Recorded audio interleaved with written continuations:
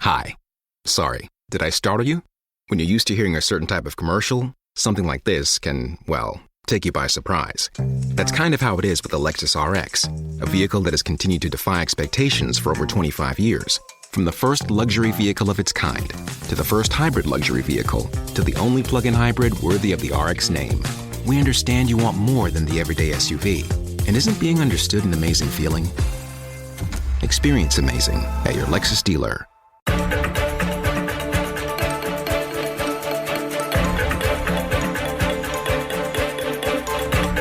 It's the Larry Kudlow Show. Free market prosperity starts here.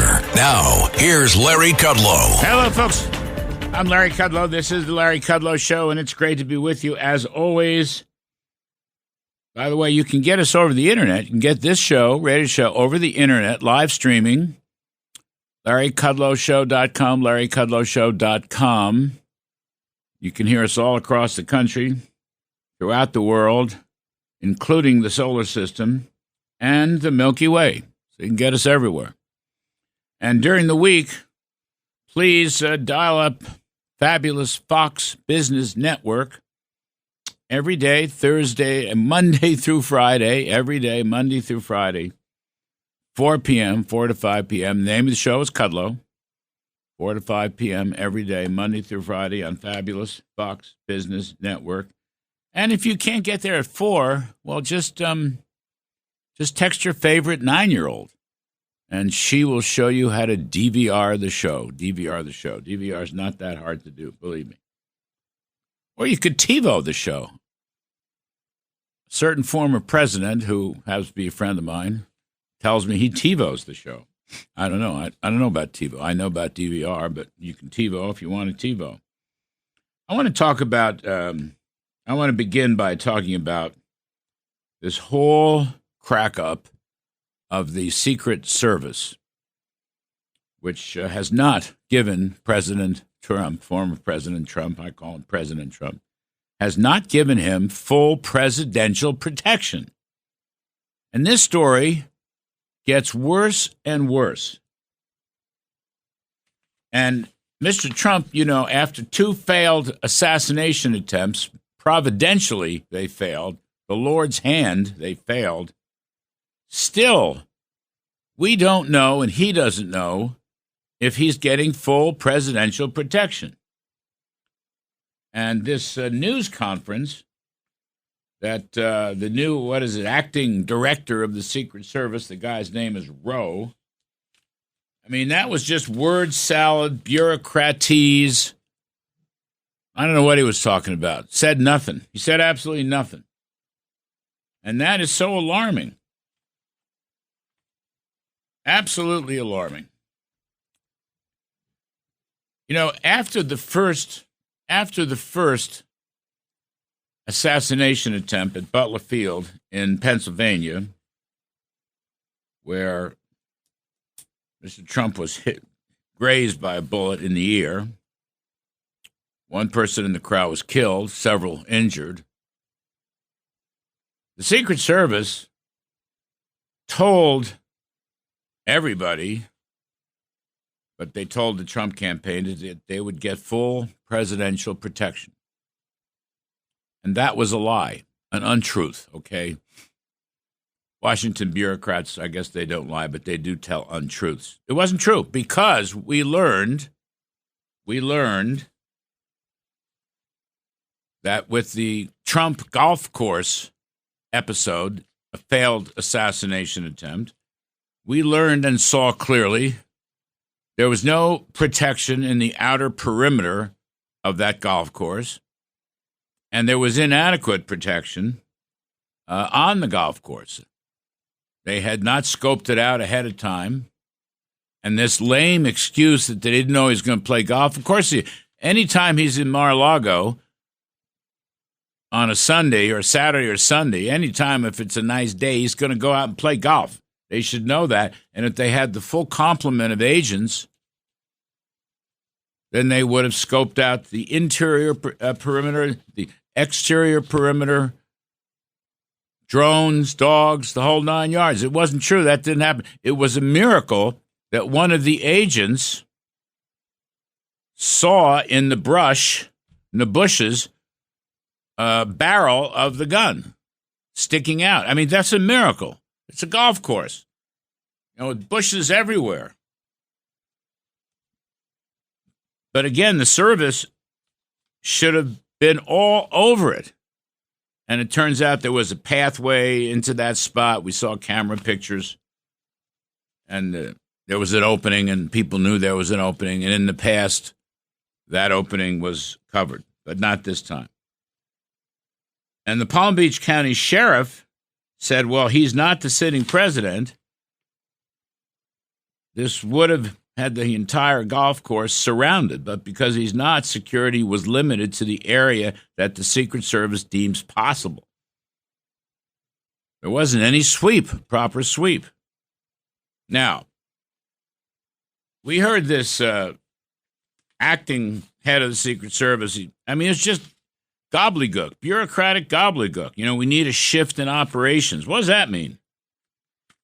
We need a shift in operations. I'm looking at my notes.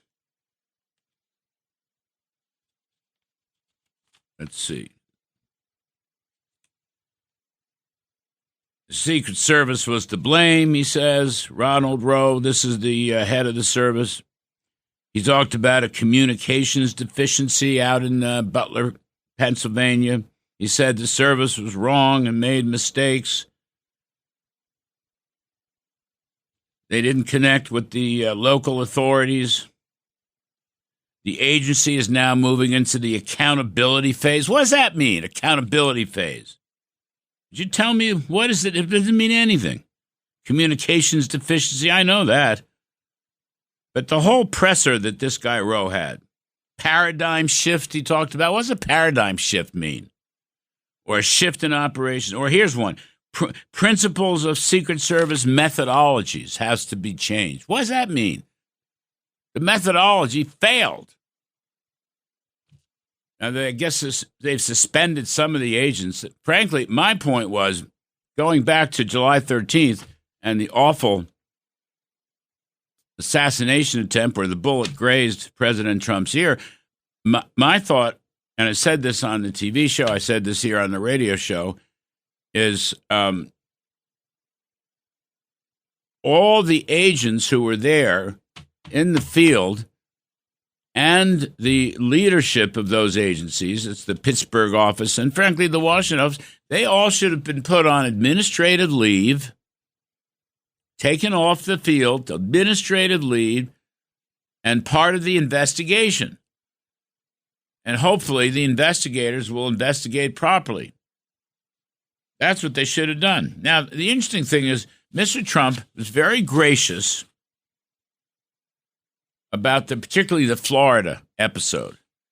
He says, this evil would-be assassin got within a few hundred yards of where I stood, but thankfully our outstanding Secret Service who was there that day, and to all the sheriffs, I want to express my thanks to the Secret Service and all the sheriffs and law enforcement down in Florida, the heroes who helped to apprehend the attacker. Well, Mr. Trump's being very gracious, and he was right, of course.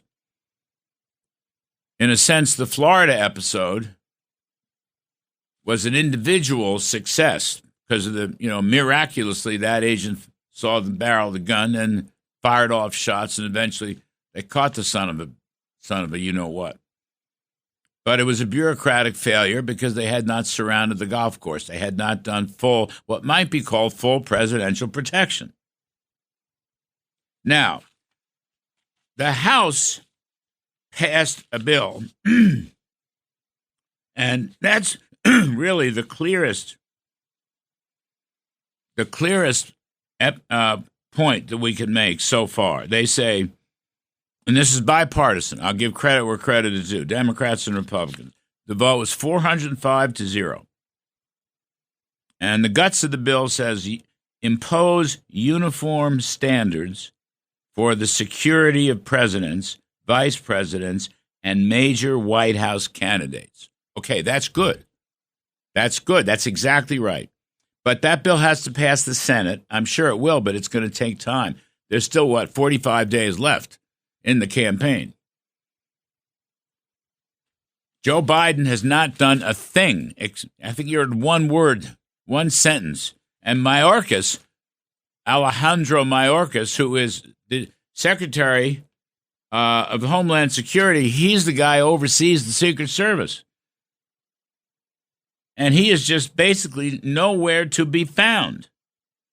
Nowhere to be found. I mean, he just comes up with last Tuesday. I mean, it's all word salad.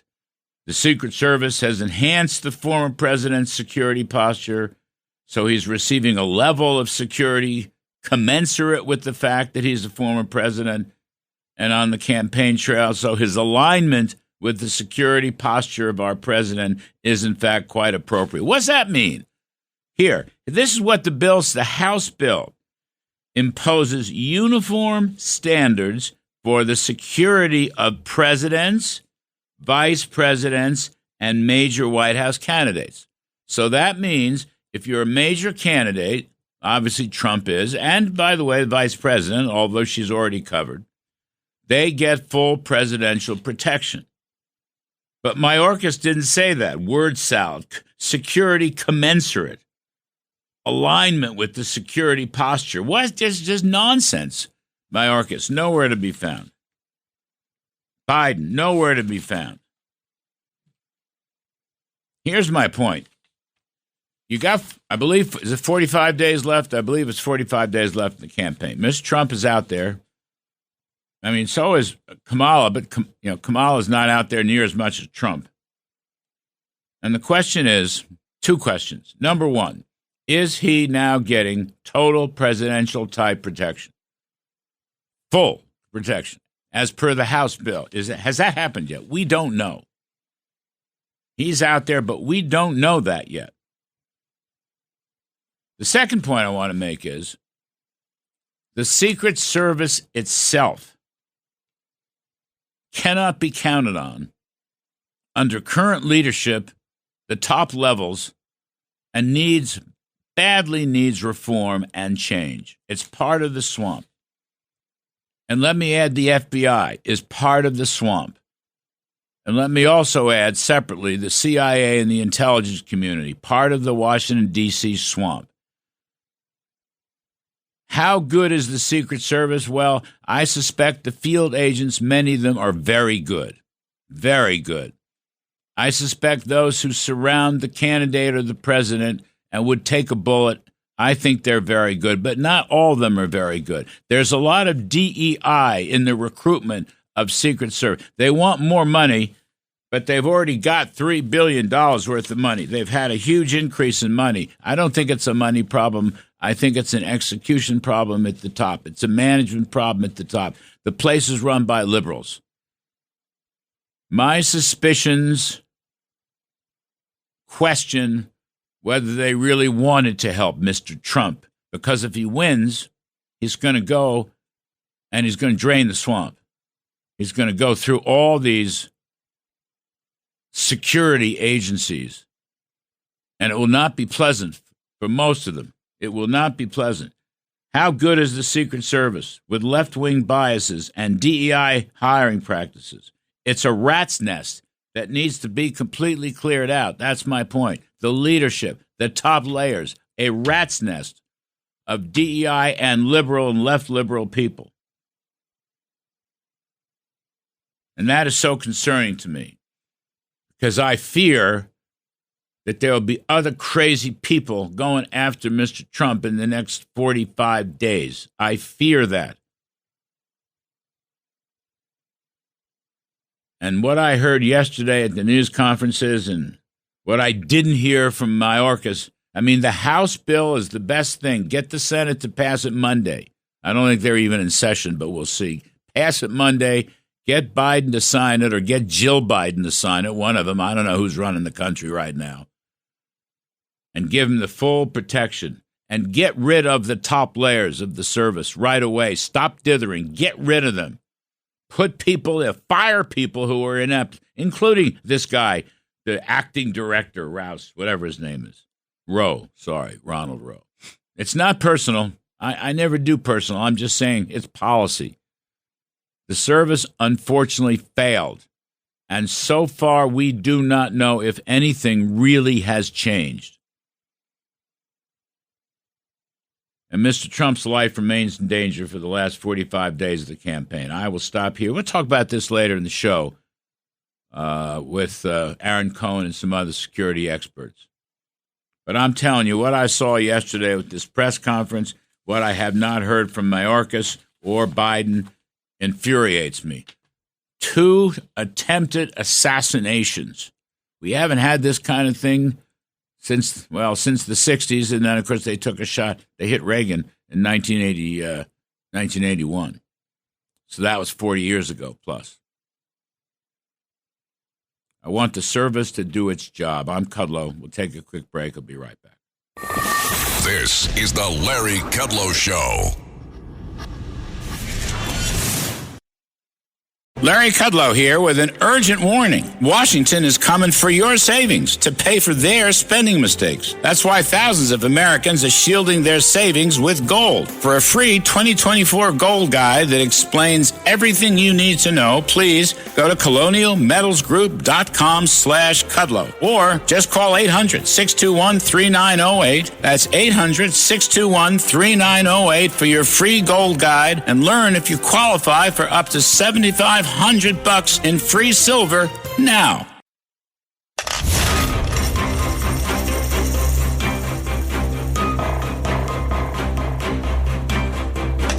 Now, back to the Larry Kudlow Show. Before we get to our political panel, Joe Concha and Roger Stone at the half hour, 2 very, very smart guys, I just want to mention another event this week. The Federal Reserve slashed their target interest rate by 50 basis points, 0.5%. That's the kind of thing that is used in emergencies, 50 basis points, like COVID or 9/11. I think it was completely inappropriate. They should have gone with 25 or not at all. And I think the supercut of 50 was basically a Jerome Wallace, Jay Powell, rather. It was a gift to Kamala Harris, a gift. So to try to jam interest rates down, like mortgage rates or credit card rates, I don't know whether it's going to work. You could have waited until after the election. The next Fed meeting is the day after the election. Why didn't you wait till then instead of 6 weeks before the election with this big bang supercut, like spiking the punch bowl? Remember, when the Fed takes money out, it's called shrinking the punch bowl. This was spiking the punch bowl, okay? Why did he do it? In a relatively decent economy, at least at the top. Middle-income people and lower-income people are suffering, however, from very high prices that are up over 20% during the Biden-Harris administration. And, things like groceries, electricity, everyday household needs, for some of them 30% or 35, 40%. And even the overall inflation rate yearly has not reached the Fed's target of 2%. The overall inflation rate is about 2.5%. So this was a gift, a political gift to Kamala Harris by Jay Powell and the Fed. There's one dissenter. We'll talk about this later with John Carney and Conrad DeQuatros. But I'm telling you, the Fed was playing politics. They should have stayed out. It's a big shame. But you know what? Change is on the way. That's what I think. Change is coming.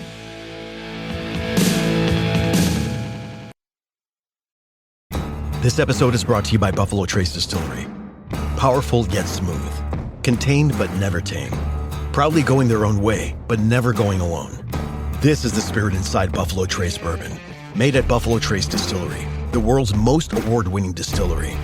Buffalo Trace is always perfectly untamed.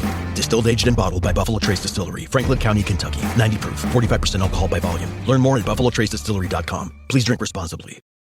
Prime Big Deal Days is coming October 8th and 9th with exclusive savings just for Prime members. Woohoo! Involuntary deal squeals can happen, like the deal on new running shoes squeal. The deal on a new blender squeal. Yeah! Or the infamous deal on a new massager squeal. Yeah! Save big on electronics, fashion, and more this Prime Big Deal Days, October 8th and 9th.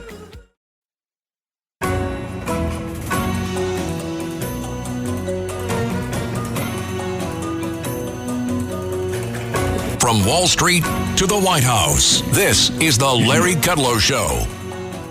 Welcome back, folks. Going to do some politics here. We got two smart people. I think we're still looking for Concha, but I'm sure we'll find them. Meanwhile, Roger Stone, longtime political consultant, now host of WABC Radio's The Roger Stone Show on Sundays between 3 and 6 p.m., on many of these very same stations. Roger, it's 3 o'clock now, right? 3 hours on Sunday afternoon. Politics, and politics. Yeah, nobody does it better than you. We're looking for Concha. So, Roger, Joe Biden had his first cabinet meeting in a year. But wait a second. His wife, Jill, ran the meeting. Okay? So my question is, who's running the U.S. government? Kamala, Jill, Joe, Mayorkas? Who's running the government, Roger Stone? How about perhaps nobody? Yeah. I mean, this reminds me of Edith Galt Wilson, yes, the first lady of Woodrow Wilson, who was incapacitated at the beginning of his second term, was kept from public sight. No one really saw him. It is said that his wife would put the pen in his hand and move his pen across official documents. And of course, in the pre-television age, this was easy to conceal from the people. It's very clear here that Joe, and I actually do feel badly for him, I don't think he is mentally and physically capable of doing this job anymore. That's why I predicted all the way back in June of last year at the Turning Point USA conference in Palm Beach that Kamala Harris would briefly become president prior to the election. I still believe that's a very real possibility, not because they need her to run the country, of course, but because they need to elevate her candidacy by making her a historical figure. She would then be the first woman president. Eat your heart out, Hillary Clinton. But they never did invoke the 25th Amendment.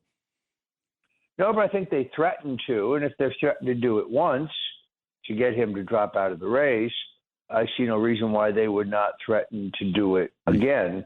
The abuse of the Bidens, and I'm not a Biden fan, quite obviously, but to have the incumbent president of the United States address his last national convention after midnight and then tell him to get out of town, that he can't even be there when they nominate Kamala Harris, for whom no delegate or voter or primary or caucus voter ever voted for, but nonetheless, to not have him president for that, they want him to disappear. They want it to be as if he was never president. Yep. We found Joe Concha, Fox News contributor, found him someplace. We had an all points bolden out for him. Joe's new book is Progressively Worse: Why Today's Democrats Ain't Your Daddy's Donkey. As I say, as a Fox News contributor, you can see him every week, by the way, on the Kudlow Show in fabulous Fox Business Network. Joe Concha, we're talking to Roger. Joe Biden had his first cabinet meeting in a year, which is pathetic by itself. But wait a second, I'm wrong. Jill Biden ran the cabinet meeting. Roger correctly invokes the historical figure of Edith Wilson, whose husband, Woodrow Wilson, was incapacitated, and she ran the country in 1919 and 1920. Anyway, Joe, do you have a thought on Jill Biden as the president? I mean, actually, she's not in the line of succession, but apparently she ran the cabinet meeting. Wow, we have a fake doctor being a fake president. This is awesome. Sleep tight, America. Oh, look, Larry, and sorry about the connection problem before. Look, we've always been asking now for months and months and even years, who's really running the country? Because clearly Joe Biden wasn't. And some people say, well, it's Barack Obama. Maybe it's Susan Rice.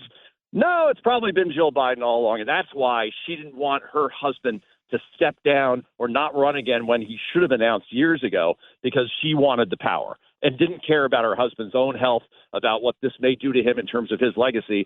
She wanted to be first lady because she knew that she would ultimately be running the country. And the fact that the Biden administration has the audacity, that they have the moxie, I guess is the word I'm looking for, to just publicly show, see, here she is. She's at the head of the table. Joe Biden looks like he's about to fall asleep, and there's nothing you could do about it. Once again, I'd love to see an interview with her, Jill Biden, where you ask her, how long have you known about your husband's cognitive decline? And sure enough, she did one with NBC News. Peter Alexander, supposed to be a serious anchor, and he didn't even bring it up. So, that's just the way this is going to go. The double standard, triple standard continues. Roger, on that point, it's a serious point because foreign leaders who are our enemies in places like Moscow and Beijing and Tehran and North Korea, they look at this and they see that nobody's in charge. And this cabinet meeting, the picture of her at the head of the table, he was in the middle. That's where President saw her, but she was at the top of the table. He spoke for 2 minutes. She apparently spoke longer than he spoke. I don't know who else spoke. But my point is, Roger, they take a look at that and maybe they get adventuresome. I mean, in other words, this is a serious national security threat. No, our old friend Jack Kemp always used to say that weakness provokes aggression. And he was absolutely right about that. You can see exactly how our foreign adversaries would look at the situation and think that this was a time of weakness and that we would not be able to respond quickly to some kind of attack or foreign policy initiative against the country. We're in a very, very dangerous time. I would remind you, while we were all focusing on the horrific second assassination attempt against Donald Trump, that Secretary Blinken gave NATO the authority to use long-range U.S.-supplied NATO missiles to hit targets deep inside of Russia. Putin has made it very clear. By the way, I'm not a Putin fan. Just because you're opposed on spending more in Ukraine doesn't mean you're pro-Russia. I'm speaking to you, the folks at the Guardian. Yep. But that is an invitation for World War III.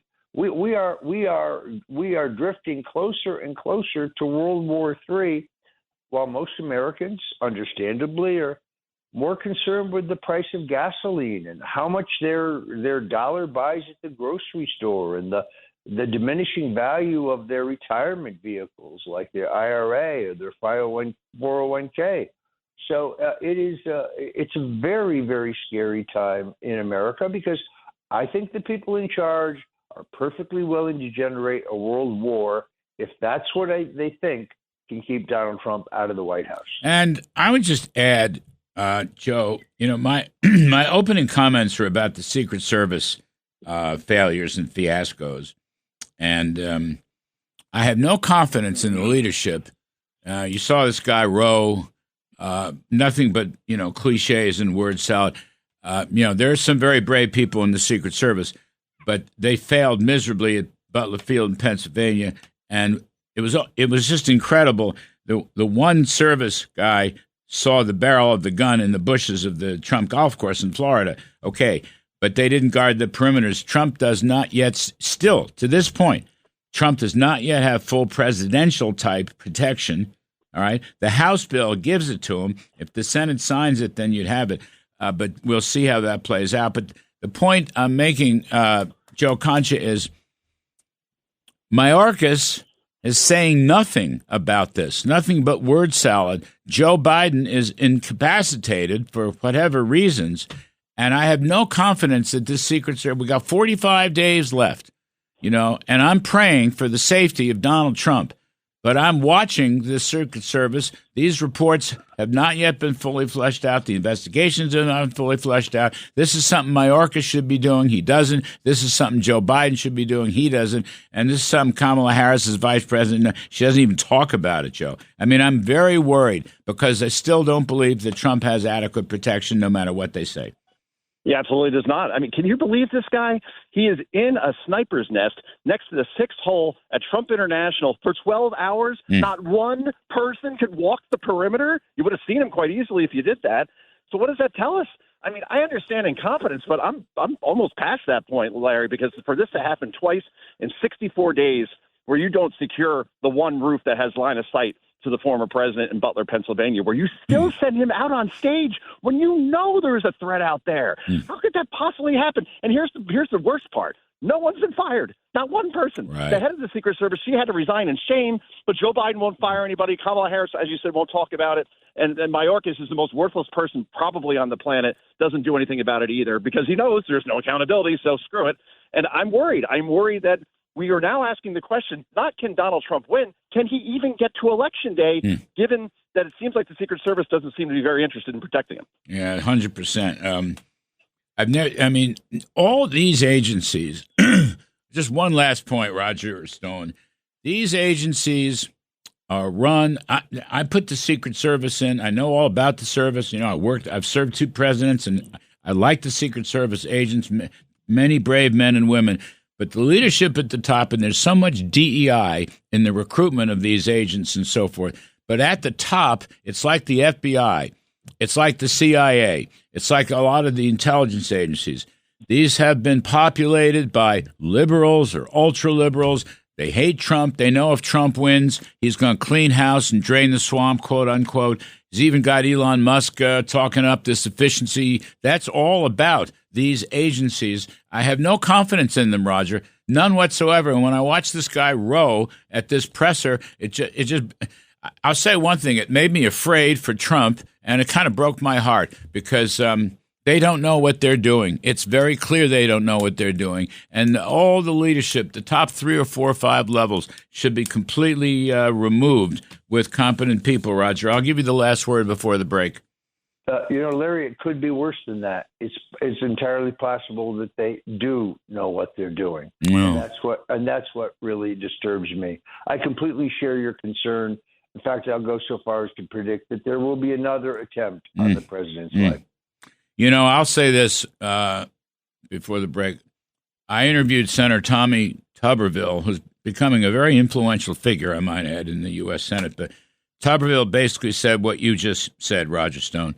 Tuberville believes that the top levels of these agencies, including the service, wouldn't mind if something happened to Donald Trump. It's a horrible thing to think about, but he said the same thing.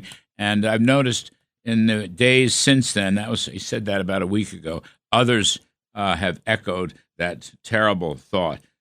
Boy, this country needs change. Anyway, Joe Concha, Fox News, Roger Stone's show right here, The Roger Stone Show, 3 to 6 p.m. Sundays on many of these same stations. I'm Kudlow. We'll take a quick break and come back and talk about Teamsters, and also Virginia may be in play. Larry Kudlow.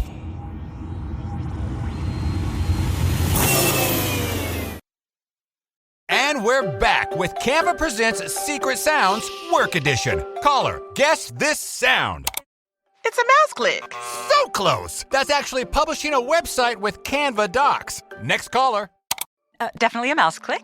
Nice try. It was sorting 100 sticky notes with a Canva whiteboard. We also would have accepted resizing a Canva video into 10 different sizes. What? No way. Yes way. One click can go a long way. Love your work at canva.com.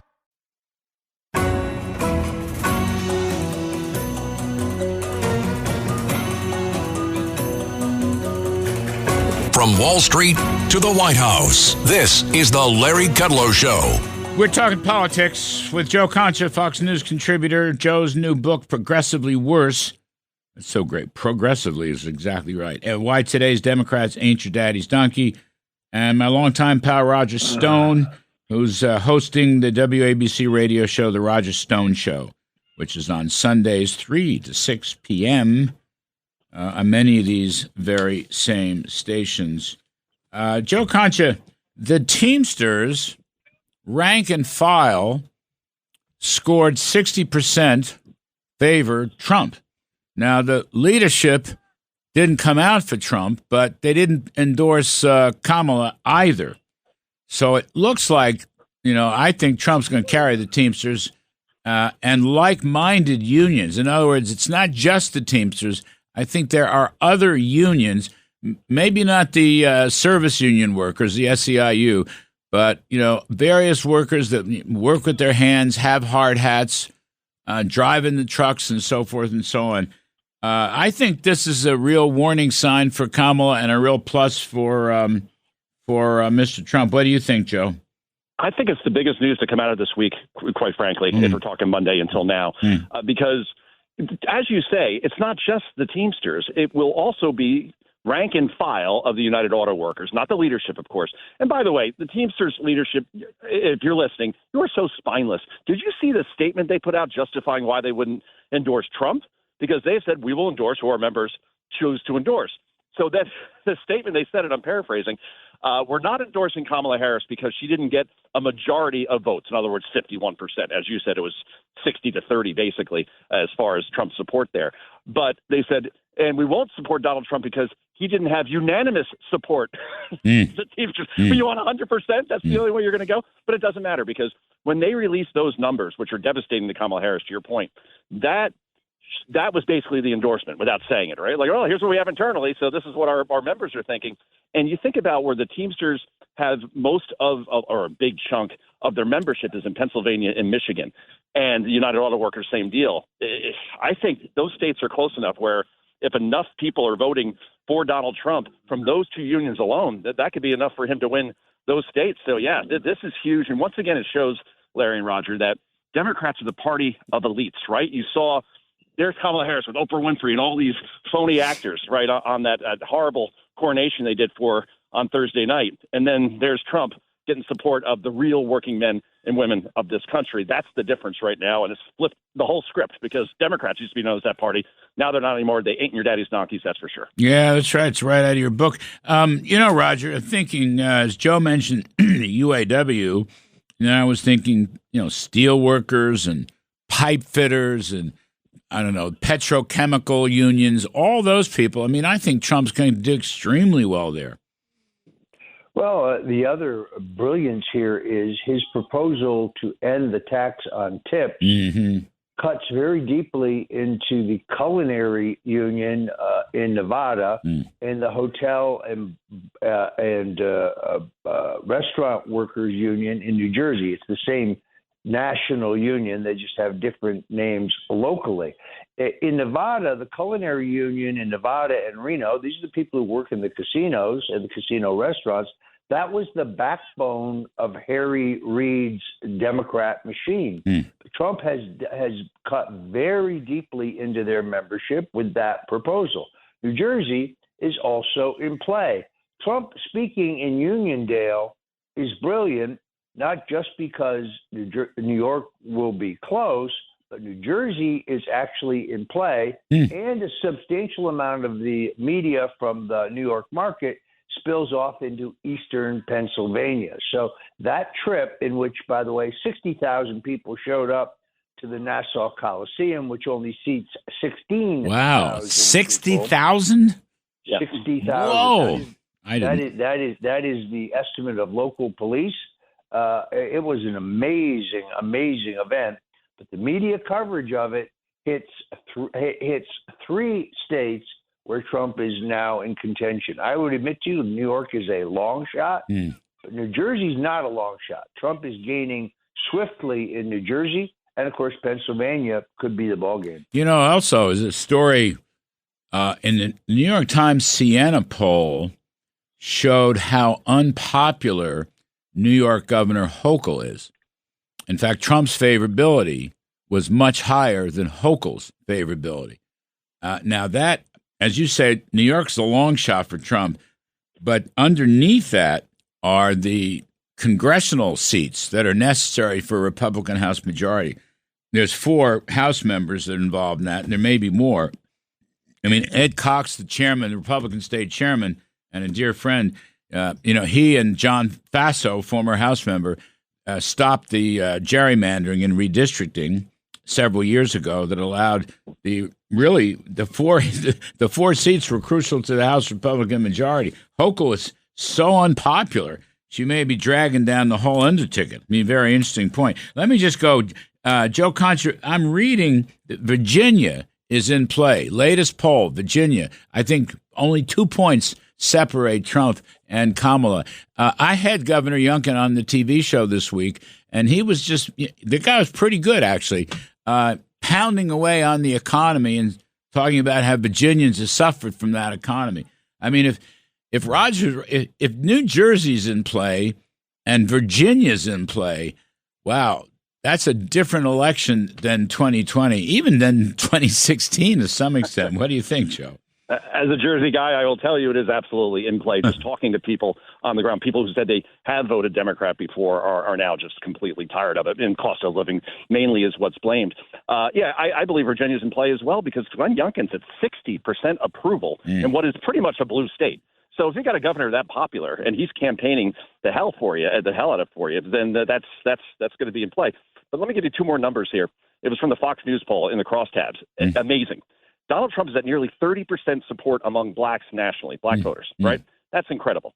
And another one, and I'll leave it here, 55% of voters believe Kamala Harris will say anything to get elected. 55% believe this. So I don't know. I see the national polls. I see her up 2 or whatever, 3. But then I just don't feel the sentiment. Like I thought Biden would win in 2020 going into that election. I don't feel that here at all for Kamala Harris. All right.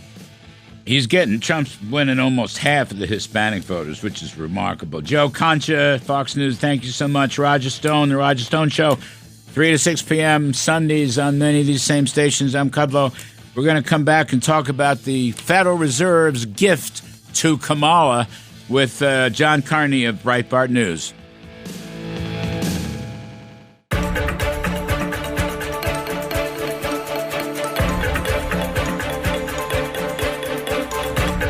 It's the Larry Kudlow Show. Free market prosperity starts here. Now, here's Larry Kudlow. Let's talk about the Federal Reserve going political, giving Kamala Harris a big 50 basis point gift. It's all these agencies. We're talking about the Secret Service, the FBI, the intelligence agencies, top of the agencies, all run by liberals. It's really something. Trying to help Kamala. Now we got the Fed, supposedly independent. It's not so independent. Let's talk to John Carney, Breitbart News editor for economics and finance and co-author of the Breitbart Business Digest at the Daily. You got to read this thing. It's terrific. John, first of all, who was the first guy to say it was a gift to Kamala? Me. It was. Those are your words, Larry. Wednesday, when you all came on set.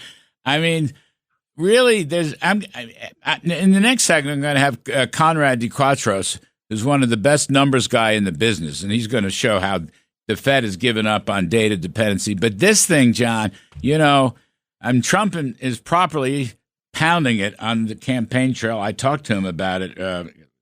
What did I do? Wednesday or Thursday? I don't remember when. But anyway, what do you think about this story, and where's this headed?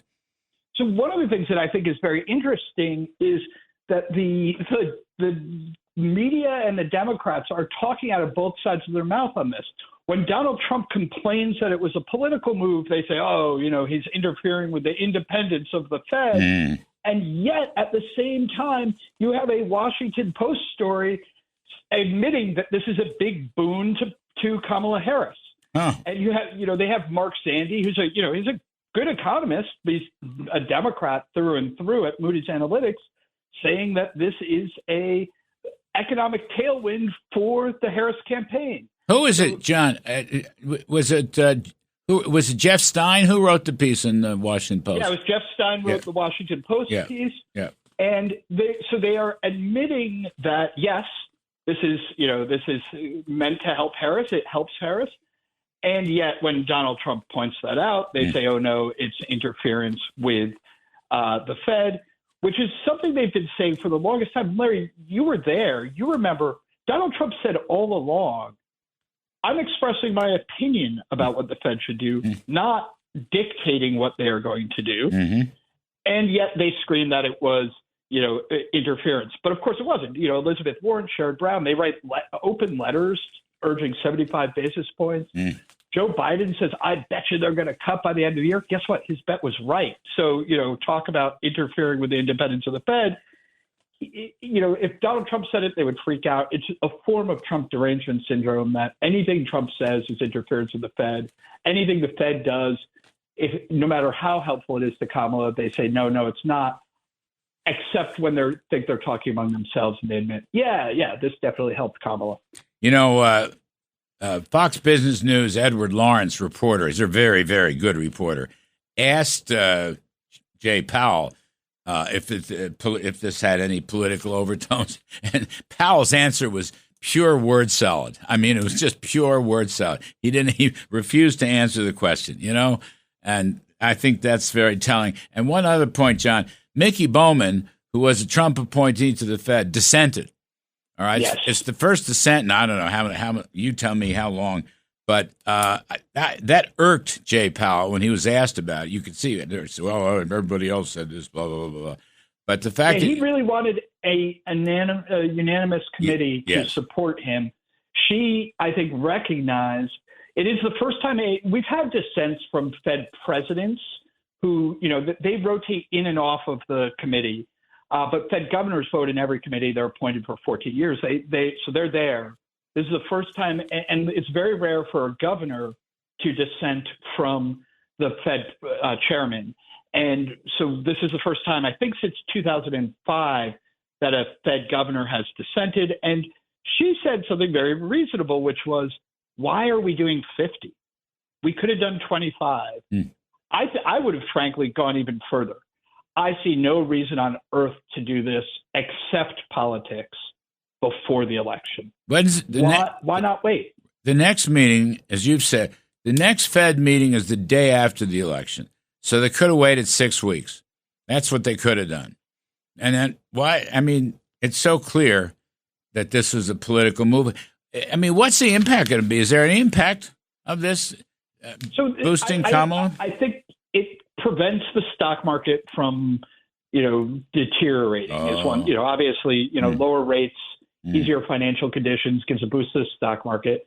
I also think that it allows, and we saw Biden doing this on Thursday, the day after the Fed meeting, saying that this is a sign that inflation is no longer a problem. Remember, that's the biggest problem for Kamala Harris in this election is people are very upset with inflation. So what they want is for the Fed to be sending a message that inflation isn't a problem, that people don't need to think about inflation when they go into the election booth. But I don't think that's going to work. I mean, Donald Trump got this right when he said it's too late. Inflation is on people's minds. You can bring down the rate of inflation. And by the way, the rate of inflation is still well above the Fed target. But you can bring it down to 2.5%. But people aren't going to forget that their groceries are up 22%, that their car insurance is up 54%. That's not going away. And I think no matter, they may be trying to help Kamala, but I think the actual help is going to be relatively limited. Let me see. Was Scott Besson on with you Wednesday in the TV show? Because remember what he said was very interesting, that middle income people, working folks, and lower income people are hit the hardest by the cumulative rise of prices, which is like a tax on their wages. And that's not going to change. And Scott has been saying, I mean, he's a potential Treasury Secretary or, some high financial position if Mr. Trump should win. He's been saying all along that, in a sense, the middle and lower quintiles of the income standard, they're in a recession right now. They're the ones getting clobbered by the credit card rates and the mortgage rates and the drop in real wages. I mean, they're the ones that are getting killed. And that's part of Trump's working class coalition, it seems to me. That's right. A lot of the things that you have very little flexibility on have gone up a lot. So again, car insurance is one of those things. You have to have car insurance. So you don't get, you don't get a choice about whether or not you have car insurance. You're legally mandated to have it. It's up 54% since Biden came into office. So that is squeezing everybody who owns a car. And I said this at the very beginning of this inflation episode. I wrote a Breitbart Business Digest column in which I said, in Joe Biden and Kamala Harris's America, the poor pay more. That is what has happened. Right. And Scott is absolutely right that it is crushing the people who can least afford to get hit. And look, the rich and the upper middle class at least have an offset it still is bad for everybody. But there's an offset in that you've seen how if you own a house, your home price went up. If you own stocks, you've seen stocks go up. So there's an offset, but it's for people who aren't big asset owners. Those include young people, people with lower skills, people who have just had a harder time in life. Those are the people who have gotten hit the hardest by this giant explosion of inflation. Sure, the top 5% in the stock market, whether they own the index, whatever they own, they've had a tremendous wealth effect. Wealth's gone up, and that's been their buffer from the inflation. I mean, middle-income people may own 401ks and IRAs, but not near to the extent, right? I mean, just the levels of income are too low. So you're right; they get hit the hardest. Well, anyway, we'll see how this plays out, John. We'll see you on the set of the TV show this week, folks. John Carney, you got to read Breitbart Business Digest. He runs that thing every single day. John, you spend a lot of time on that, don't you? I do. We spend a lot of time. Frankly, it's been very rewarding because by focusing on this day in and day out, putting out this great product, it's actually made me better at figuring out what's going to happen to the economy. Because when you have to do it day after day, and you look at all the numbers, it gives you a really good insight into how the economy is developing. You guys should sell it. $200 and sell it. Subscriptions. 1 million people who subscribe, you'll get rich. Alex Marlowe get rich. You can all get rich. I want you to get rich. Thanks, Larry. I'll bring it up. It's a great idea. I think we should. John Carney of Breitbart, everybody. Thanks, John. I'm Kudlow. We're going to take a quick break, and then my very dear friend Conrad DeQuatros, one of Wall Street's best economists, is going to tell us why the Fed's decision to cut by 50 departs from what they call data dependence, which really does imply politics. I'm Kudlow. Be right back. This is the Larry Kudlow Show.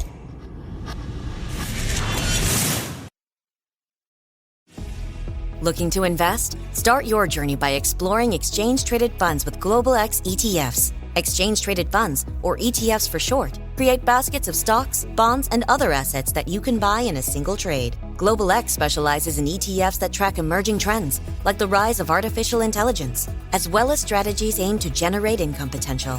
Visit globalxetfs.com to discover how you can get started.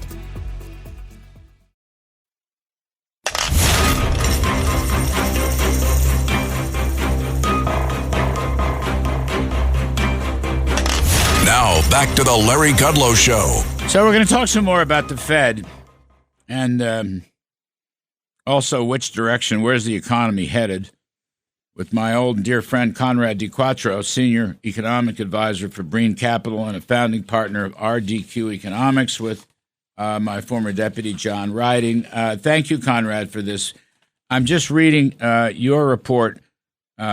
After the Fed decision this past week, the Fed abandons data dependency with a 50 basis point rate cut and dovish SEP rate path. That's their dot forecast.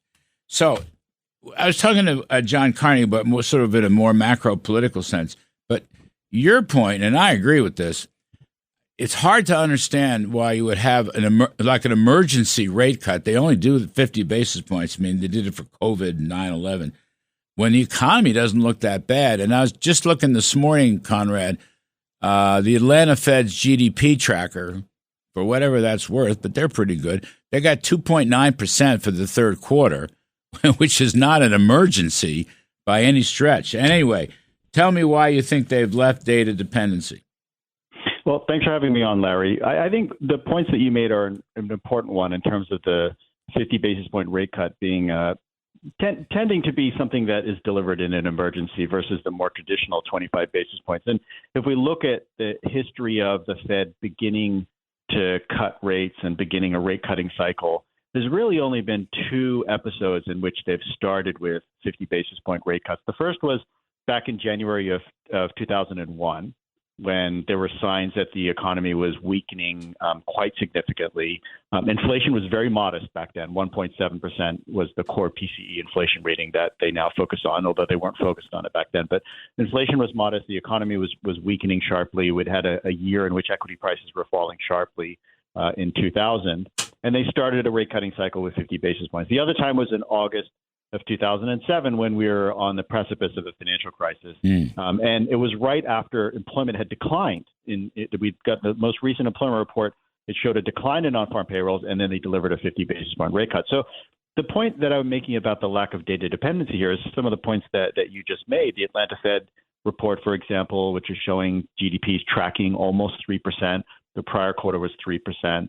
The economy is doing okay. Like obviously, employment growth has slowed, but it doesn't feel like an emergency. And the other point that I think is important is what's going on with inflation. They've not completed the job on getting inflation down to target. We have inflation that's still running about 0.5% above what they have defined as a target, which is 2%. I don't think that that's price stability, but they're telling us that 2% price gains is price stability. We haven't even gotten to that yet, and they're cutting rates aggressively, and that to me just doesn't speak of data dependency.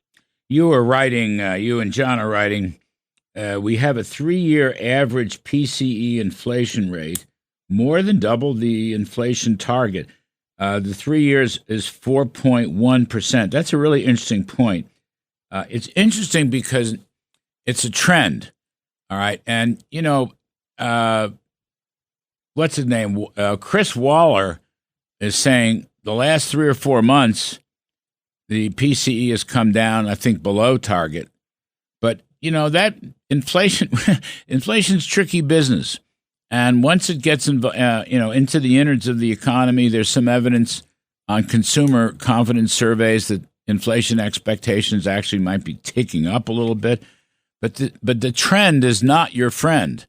And that's another thing the Fed is ignoring. I mean, 3 or 4 months, so what? And that's, year to year is still above the target of 2%. I believe year to year is 2.5%. And you're saying the 3 year is 4.1. That's a very interesting point and an interesting way of looking at it, Conrad. And even looking at longer averages, the 5-year average of PCE inflation is a little above 3.5%. That's 5 years. The Fed has been missing its inflation target for 3.5 years. They don't expect to get it back down to target for another 2 years. And I'm saying that I don't even think that their target is price stability, but that's what they've told us. 2% is price stability. This idea of averaging inflation over longer periods, again, is the objective that they have set out, and they're failing to meet it. And so my question is, in this environment where the inflation problem has not yet been resolved, 5-year inflation of 3.5%, you pointed out, we wrote 3-year inflation is above 4%. And you just mentioned inflation expectations. I mean, one of the issues that I had with this move it was very poorly laid out in terms of the communications and the lead up to the decision. The Fed said that 25 basis points, they sort of signaled that 25 basis points is the way we'll go unless the data change. And we got a pretty poor CPI inflation report. We had inflation expectations, which you just mentioned. The University of Michigan survey of inflation expectations over a 5 to 10 year period went up to 3.1%. That's the highest reading that we've had almost in a year.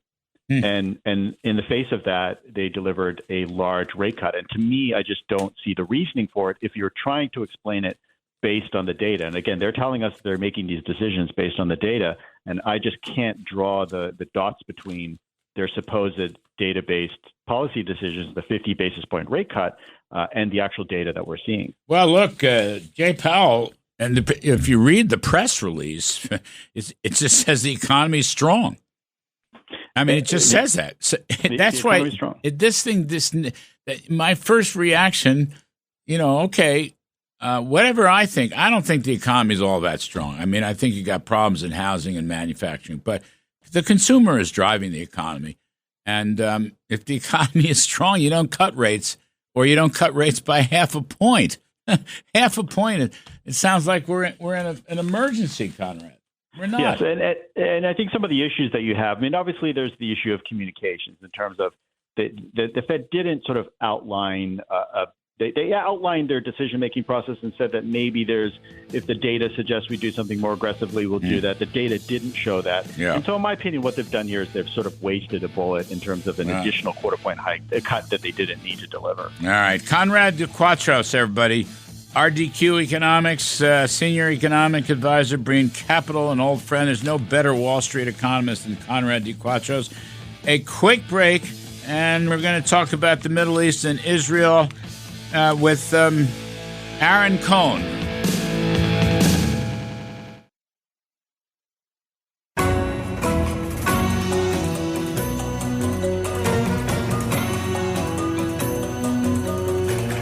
From Wall Street to the White House, this is the Larry Kudlow Show. So Israel on the march against Hezbollah, located, of course, to the north in Lebanon, Beirut, and succeeding with some brilliant strikes and some unbelievable counterterrorism. We bring on the show one of my favorites, Aaron Cohn. It's Prince Aaron Cohn.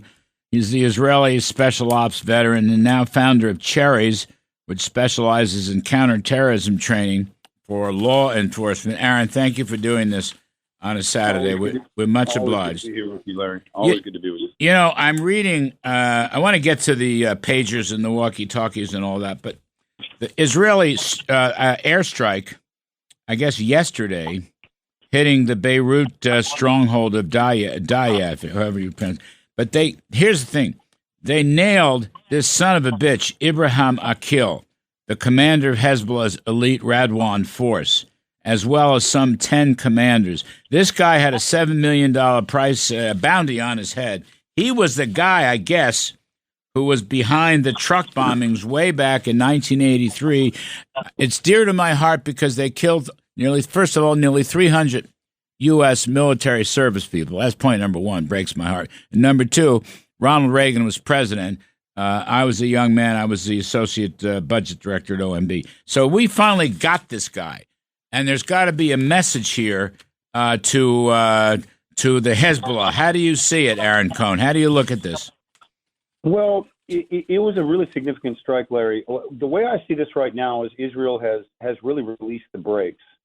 Israel said it would. People shouldn't be surprised. You know, you can't sit back and be passive with terrorists. They'll just kill you. They'll cut your head off. They'll gut you, they'll maim you, and they'll let you bleed out like we saw on October 7th, like we saw with the Marine barracks bombing. So on October 8th, when Israel got when the message was sent by Hamas, and I've been saying this, you know, with you and with everybody on the news, everybody thought Israel was going to get pushed into the ocean. I said, whoa, hang on a second here. Israel's really good at this stuff. Give Israel a minute to get the engine warmed up, and then you're going to see some serious operations unfolding. And that's what we're seeing, and that's what you just mentioned, which was the targeting of the Hezbollah military official, Ibrahim Akil, who was the head of the Radwan unit for Hezbollah, which is equivalent to their special forces. And Israel took out about a half a dozen high-level commanders in one attack, hiding in a building underneath civilians in Beirut, deep into Beirut. And so the gloves are now really coming off. And this operation, the pager operation, this is all connected, Larry. The pager operation is 5-6 months in the making. You know, these operations take years to be able to pull off. You've got to target assets and embed companies. You know, this is something that Israel does, you know, they started decades ago throughout Europe to be able to set up these shell corporations, which is what Israel does. You know, the days of running spies out of consulates, those days are over. This ain't the 60s and the 70s. That's for the old James Bond movie. Today, these spies are setting up corporations to be able to recruit assets, and 98% of the people that work for Israel have no idea they're working for Israel, Larry. And so the whole system's been flipped around, and it's really embedded in its deep infiltration. And what you saw play out with the pagers, and now with the attack on Ibrahim Akil, is the fruits of 20 years of intelligence gathering. And Israel's finally released the brakes because they really do. When Israel feels like it has information or intelligence that there's going to be an imminent attack, like the one we saw a couple of weeks ago, where Israel took out thousands of missiles that were getting ready to get fired at Israel, they preempted. Ismail Haniyeh, they had to take him out. He's a threat to Israel's national security. Israel can't make one mistake, Larry. So that's why Israel's so aggressive with this preemption here. And we're going to see more of this unfolding. But Israel's brilliance is and will always be in its real-time intelligence gathering, getting real-time information, having its assets buried so deep that you have no idea where they are, where they're coming from, and then all the way down to Israel will preempt the moment there's information, like with this Jericho raid that's supposed to be coming up here. They've been talking about this for years. But if the Radwan Brigade infiltrates Israel from the north, it can be very dangerous for Israel, so they had to take out those planners immediately. Let me ask, on this incredible, I'll call it counterintelligence or counterinsurgents, the pagers and the walkie-talkies, and they blew up, and they hit, I don't know, 2,000-3,000 presumably Hezbollah people. All right, many were killed, and the rest of them were injured. My question to you, Aaron Cohn, is that how does this affect the communications network for Hezbollah? Is it crippled or is it sufficiently damaged? They're coming in, they're hitting these airstrikes, and they're taking out these commanders and so forth. But now they've hit all these Hezbollah people, and their walkie-talkies blew up and their pagers blew up, which Israel orchestrated. Does that just cripple the communications network of the Hezbollah terrorists? It does a couple of things. So the first thing it does is it injures. Well, so from what I'm hearing, it's about 5,000 devices, Larry, that were in PETN, which is a very intense explosive that you only need tiny amounts of before. We use it in Semtex, we use it in C4. It's been around forever. This goes all the way back to that explosive composition was placed either in the manufacturing stage, and that company's being investigated out of Hungary.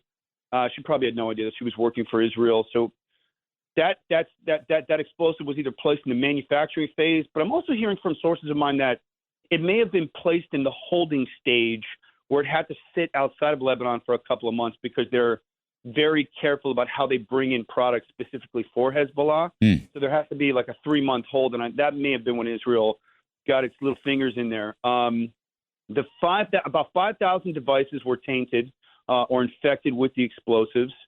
It destroys the immediate communications capabilities of the Hezbollah operators because those are personal communications devices or PCDs.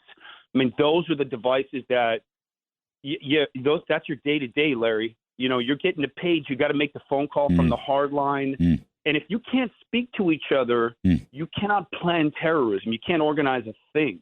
So not only are the comms down, but there's thousands of these guys injured. So there's the psychological aspect, which you and I have talked about, which is very intense. It's almost like the idea of getting killed by by Israel is almost worse than getting killed by Israel. Yep. The mind is a very dangerous tool. And Israel's a master at that psychology. And they're starting to flip the script on these guys, and they're doing it in less than a year. So the comms are down, the injuries are significant, and then the cherry on top is taking out a keel. It's a multi-layered operation. And I think it's got a tremendous effect on Hezbollah. And I think it makes Hassan Nasrallah, which we discussed the other day, do I want to continue with Israel? Because I'll tell you, the bigwigs are the biggest cowards. Why don't they get him? Why don't they nail Nasrallah? I'm sure they're looking at it. I think they're trying. I think they're tightening the noose, Larry, but I don't think it's as easy to get these guys. There's a lot of layers. And, these guys are in the spy business, too. I just think there's a lot of layers. Israel's got to peel back. The good news is that Israel and Chipsuta pagerim, like we say in Hebrew, they were on those pagers, Larry, for months. So they've got an incredible mapping that they've been able to do now throughout the entire Hezbollah network, from Iran to Lebanon to Tulkarim, to Taibeh and Marjun and all these. Who knows how many tunnels they've dug, Larry? I don't think Israel's really unpeeled the onion there. I think there could be a lot more problems that Israel's still sort of figuring out right now. But having the ability to track those pagers for 5-6 months, I think, was very. Oh, so it was an intel. Oh, sure. So they're picking up intelligence. Well, that was the third thing I was going to throw in there. So I hadn't thought about that. That's right. So they're tapped in. They're tapped into those communications. Yeah, they just outsmarted Hezbollah. Wow. They did it in a very quiet way, and that's why the intelligence for Israel is so important. Like the U.S. can kind of like miss. The U.S. has got the submarines and the might and the deterrence, but Israel's like, we have a tiny military, we have a 500,000, whatever it is, and it's all counterterrorism. And so everything's got to be like, we can't make mistakes. Then we got Blinken and we got Harris and we got Biden. And you know me, I don't get political, but they're always pointing a finger at Israel. And they're like, hey, man, you got to go easy in Rafah. You got to go easy here. You got to go easy. Okay, so watch this. We're going to blow off everybody's groins in one button. How's that? Does that work for you guys? Listen, let me ask you one last question. I just got a minute here. So what the Israelis have done in Beirut with Hezbollah, does this Sinwar, the Hamas leader Sinwar, does this have any impact on him? Like, I'm sure they're trying to nail him, but Israel still has some work to do down south along the Rafah line. Yeah, it's a good question. I think they're two separate campaigns. Sinwar is almost a symbol at this point right now. And from what I'm hearing, he is surrounded by the remaining hostages. Oh. And that's the only reason why he's alive. Right. It's just Right. Yep. And so that is such a quagmire. That is such, that's the kind of thing where friends of mine are going, man, what I would do to be on that Sinwar mission. Like, that's what everybody's seething over, to get Sinwar, but there's nothing they can do. I wouldn't be surprised if they even know what general area he's in.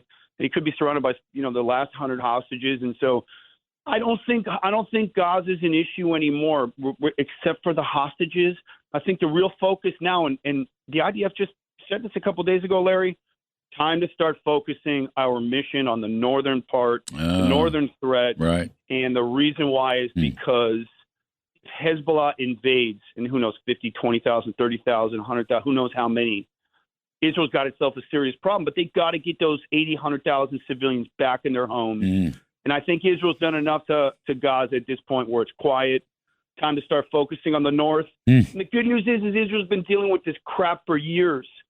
So, Bibi, you can say what you want about the guy. Give the guy a break. He's trying to save a country.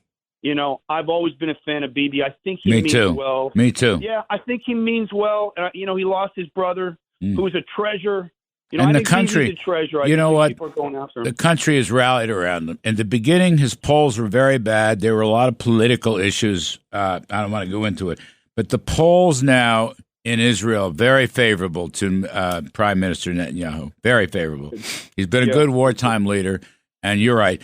And you know what? Biden and Blinken and the rest of them have been lousy wartime leaders. They're always pointing the finger at Israel. So tired. You and I have talked about this on the TV show.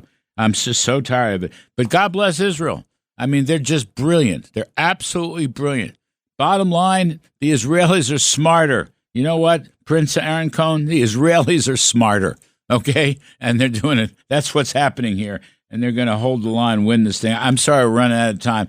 Aaron Cohn, everybody, is a brilliant guy. He's on the TV show all the time.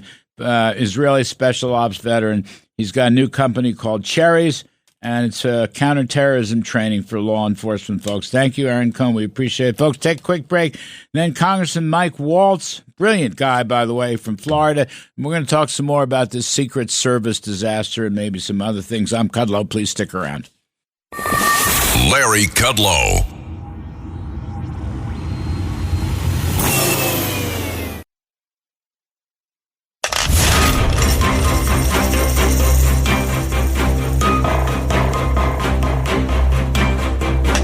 Now, back to the Larry Kudlow Show. So we return to the topic of the Secret Service and the problems and mistakes they've made. And I will say again, that it is not clear, still not clear, that President Trump, former President Trump, has full presidential protection. So we're going to talk with Congressman Mike Waltz of Florida, who knows a thing or two about this. Mike, thank you for coming on. I appreciate it. There's a story up on Breitbart. Representative Clyde, I guess, I don't know him, Andrew Clyde of Georgia. I'm sure you know him. Anyway, he is reporting that Speaker Mike Johnson, demanded that Biden provide Trump with the same level of protection that he called Biden. I don't know when the call was made. It might have been yesterday, the day before. Mike Waltz, what's interesting, you were on when we were in Washington, you're on the TV show. I had interviewed Mike Johnson for the AFPI conference and asked him, the first question I asked him was, have you talked to Biden? So I guess he wound up talking to him. But Mike Waltz, we don't know what the outcome is. I mean, you all passed a House bill unanimously, which I think has the right language.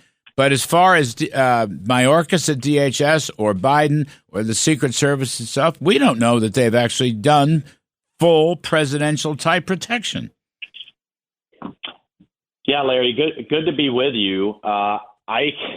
You're right to be frustrated. I think the American people are right to be frustrated. I can share with you what the Secret Service director has repeatedly shared with us, and that Trump, Harris, and Biden all have the same levels of Secret Service protection now. There are some, and this gets into the nuances, there are some important and classified differences that the current commander-in-chief Biden has, because he's got literally his finger on the nuclear button. Now, that's a separate conversation if Biden's even awake or aware of that. But we're told he has the same, Larry. I think this is much more about a failure of culture, a failure of complacency, and a failure to make your protective detail match the threat. I actually think the conversation of make Trump equal to Biden is not the right conversation. I think if suddenly we find out that the Russians, Iranians, North Koreans, and domestic terrorists are trying to kill J.D. Vance, then he should have the most protection, right? That's why I keep saying it needs to be based on the threats and what we know the threats to be. And the Iranians have had, and you know this because you know many of the people involved, ongoing plots with their intelligence agencies working through the cartels in Mexico, using the Venezuelans to infiltrate our southern border for years now, not just Trump, but Pompeo, Milley, O'Brien, everybody involved in the Soleimani hit. So they should have had a surge of protective assets years ago. And but for the grace of God, we've foiled 2 Iranian plots. There are more ongoing right now as we speak. So my question is more, where is Biden and Harris to impose consequences on Iran or anyone else that dare try to assassinate one of our political leaders? And we have had radio silence, not even a strongly worded speech from this White House or the Harris campaign about these ongoing plots. Yeah, it's called appeasement, as you well know. Their policy of appeasement on Iran and elsewhere, but let's focus on Iran, has completely backfired, as appeasement always does. But, Mike Waltz, I want to go back, though. After the assassination attempt in Butler Field in Pennsylvania, when they grazed Trump's ear, all right, that was like a providential, miraculous survival there. But after that, the Secret Service said they'd granted him full presidential protection. However, the attempted assassination on the Trump golf course in Florida showed that he did not have full presidential protection. If he had it, they would have had the outside perimeter. They would have had much more resources on the inside. They would have had drones. They would have had dogs. You know this stuff better than I do. That's my point. That's right. The Secret Service told an untruth after Butler Field. And after watching this guy row in his press conference yesterday, I have no confidence in this because it's not about money. They've had huge monetary increases. It's, as you say, it's about placement and it's about threat risk. But I don't have any confidence that anything's really changed. Your House bill when will the Senate vote on that? Because that is a good bill. That's a very good bill. When will the Senate vote on that? Well, when will Schumer do anything is a broader question. I don't know that he's going to vote on that. By the way, just as you're having guests on to talk about government funding, the CR, all of those pieces, the House has passed 70% of government funding. It's been sitting on Schumer's desk now for the better part of this year. So I don't think Schumer plans to do any damn thing between now and the election, but blow hot air. Well, then you should. Then Trump is at risk. I mean, I believe he's at risk. But the thing is, Larry, even if Schumer picked it up and we passed it and we gave them more money, you know how government works. It's going to take months for that money to actually flow into the agencies and for them to buy anything. Mayorkas can shift resources right now. Secret Service also has a counterfeiting, a very important but not life or death counterfeiting missions. Shift agents from that. I've talked to agents on Biden's current detail, and they're telling me they're sitting around because all he's doing is sitting around in Rehoboth. Right? You can shift agents internally, but he also has the U.S. Marshals. He has TSA. He has HSI, the Homeland Security Investigative Force. So if you have a bunch of leaders up in New York right now, which is taxing, you got to protect them.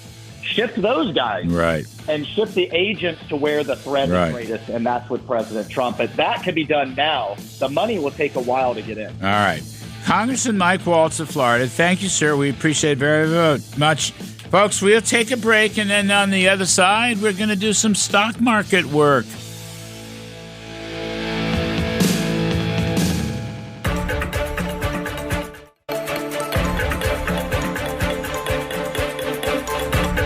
It's the Larry Kudlow Show. Free market prosperity starts here. Now, here's Larry Kudlow. Welcome back, everybody. This is the Larry Kudlow Show.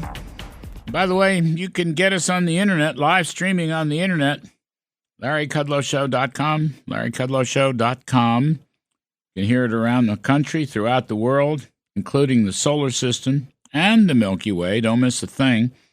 And during the week, please join us, Fox Business, fabulous Fox Business. The name of the show is Kudlow, 4 to 5 p.m. every day, Monday through Friday. And if for some reason you can't get there at 4, well, just text your favorite 9-year-old, and she will show you how to DVR the show. It's not hard. Anyway, we got a lot to talk about in the stock market, which was roaring this week after the 50 basis point cut by Jay Powell and the Federal Reserve. We're bringing in David Bahnsen, Bahnsen Group's CEO. He's the founder and managing partner, author of the DividendCafe.com, and his latest book is Full-Time Work and the Meaning of Life. And my pal Jim LeCamp, Senior Vice President for Investments at Morgan Stanley. All right, gentlemen, this could be fun.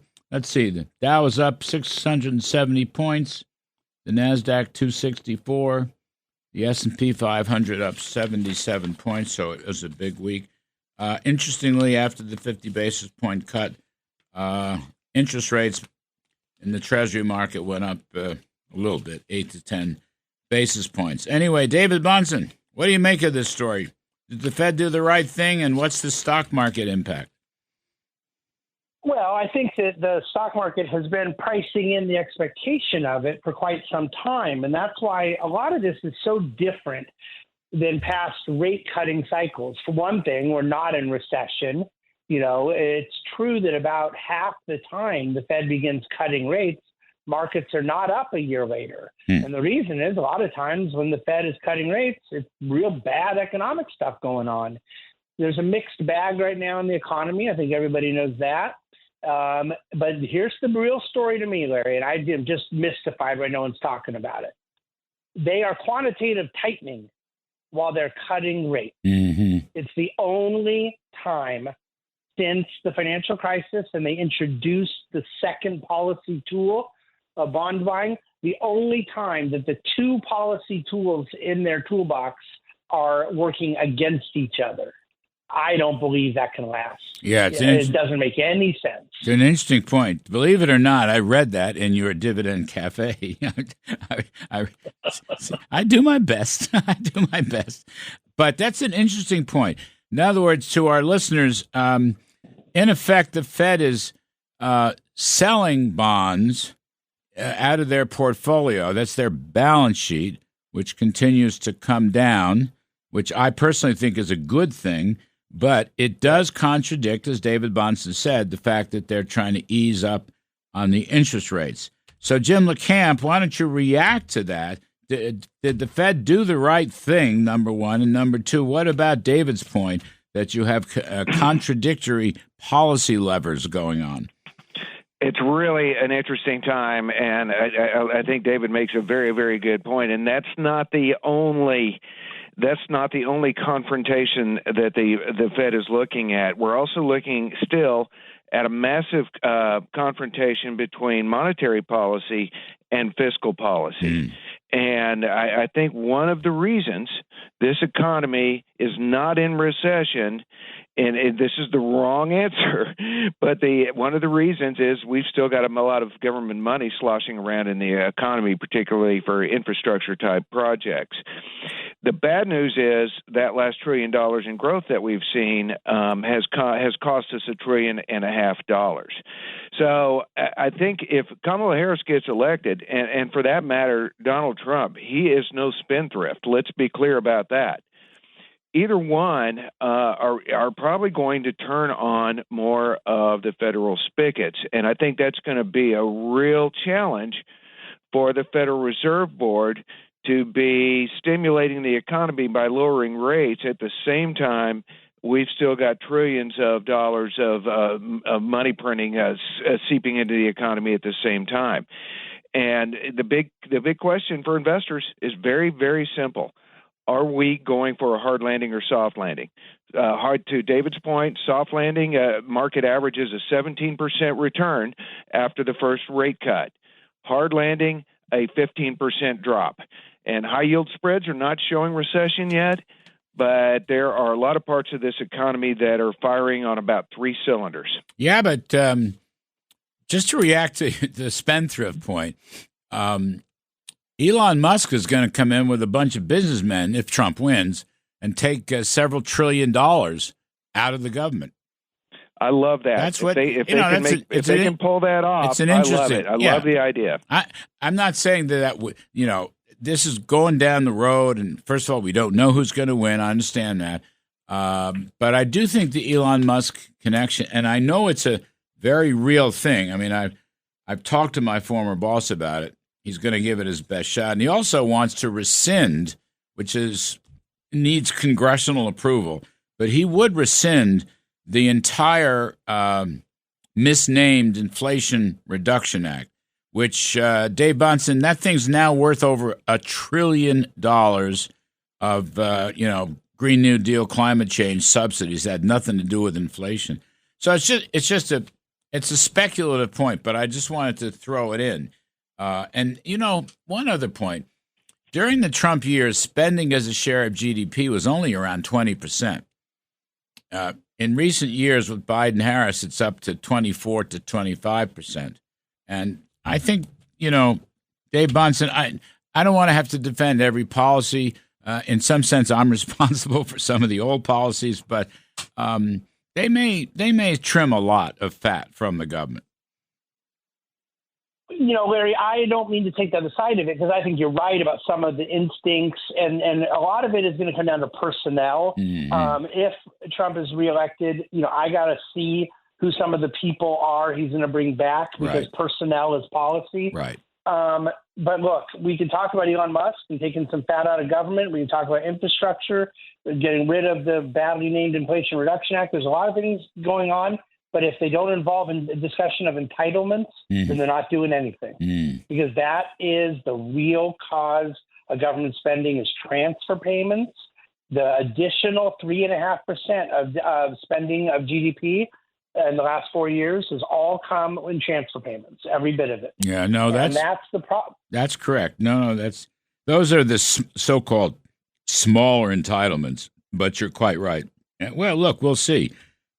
You're also right. I think the bond market here is a very important part of this whole discussion. Whether it's Trump, whether it's Vice President Harris, whether the Fed is doing the right thing or not, you got a 10-year at 3.7%. Mm-hmm. That's the issue. Is that if people think inflation is going to be 2, 2.5, 1.5, it doesn't matter. They're predicting real GDP growth with a 1 in front of it. That's what we had in the Obama years post-financial crisis.